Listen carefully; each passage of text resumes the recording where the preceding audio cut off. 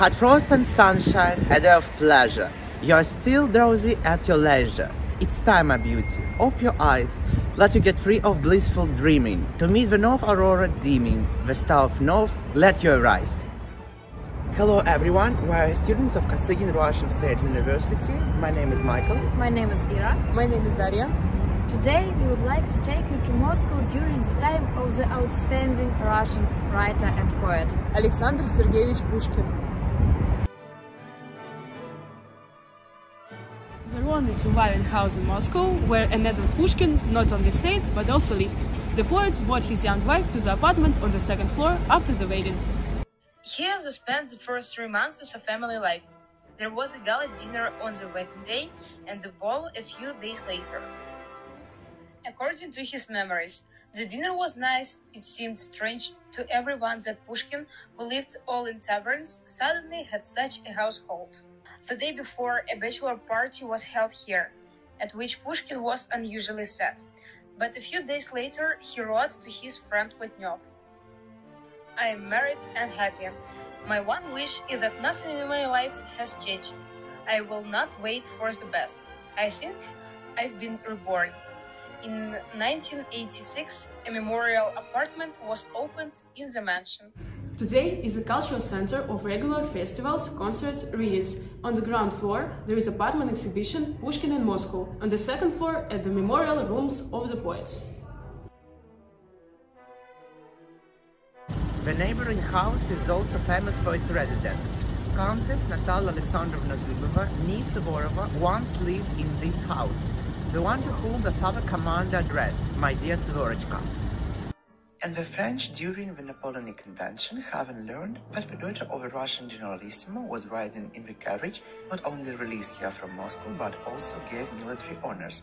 At the turn of the 1860s and 1870s, the house became the property of Colonel Kiselyov's widow, Elizabeth Nikolaevna Nyushkova.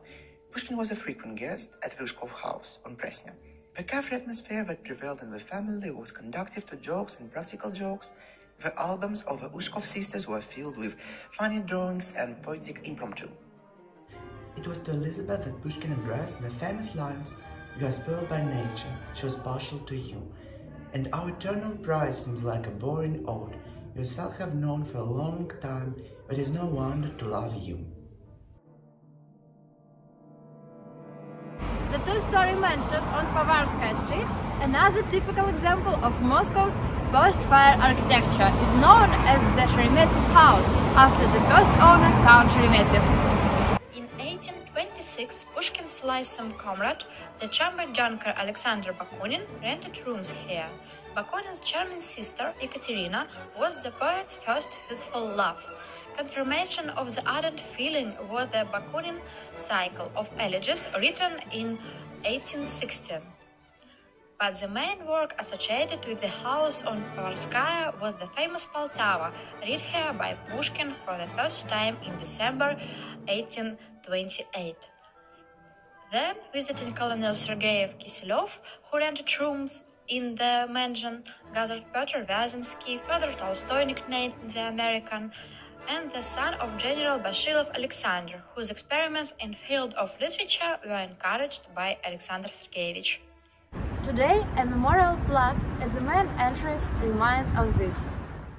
We finish our story on the Pushkin Square, next to the monument of the same name. The monument was made of bronze by sculptor Alexander Mikhailovich Pushkin. It was installed on the 6th of June in 1880s at the beginning of Tverskaya Boulevard on Strasnaya Square, after the writer's death, as a tribute to his talent, to his boundless contribution to the culture of our country.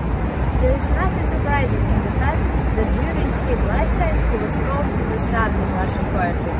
Alexander Pushkin always remembered his visit to Moscow with special warmth, but unfortunately he made the final of his life in the city of Neva at a rather young age.